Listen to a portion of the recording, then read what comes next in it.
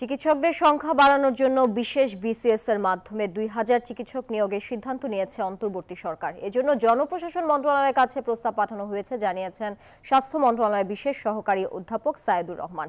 সকালে সচিবালয় সংবাদ সম্মেলনে স্বাস্থ্য মন্ত্রণালয়ের বিভিন্ন পদক্ষেপের কথা উল্লেখ করে তিনি বলেন, বর্তমানে চিকিৎসকদের বিসিএস পরীক্ষা দেওয়ার বয়স ৩২ বছর।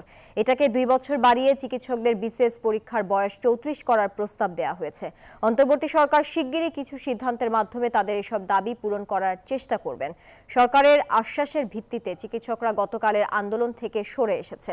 চিকিৎসক এবং রোগীদের সুরক্ষার জন্য আগামী ২ থেকে ৩ সপ্তাহের মধ্যে স্বাস্থ্য সুরক্ষা আইনটি উপদেষ্টা পরিষদের বৈঠকে উঠবে। ১ সপ্তাহের মধ্যে আইনি প্রক্রিয়ার কাজটি শেষ হবে বলেও জানান অধ্যাপক সায়েদুর রহমান। অবশ্যই চিকিৎসকদের জন্য একটি সর্বনিম্ন বেতনের প্রস্তাবনা আমরা বেসরকারি যে সকল চিকিৎসা সেবা প্রতিষ্ঠান আছে তাদের মালিকদের সঙ্গে আলাপ আলোচনার মাধ্যমে অতি সত্বর আমরা একটি সর্বনিম্ন বেতন চিকিৎসকদের জন্য এবং চিকিৎসক সহায়ক অন্যান্য নার্সদের জন্য আমরা চেষ্টা করব। আমরা আশাবাদী যে আমরা একটি সর্বনিম্ন পে স্কেল নয়, কিন্তু আমরা একটি সর্বনিম্ন বেতন ঘোষণা করতে সক্ষম হব অল্প দিনের মধ্যেই।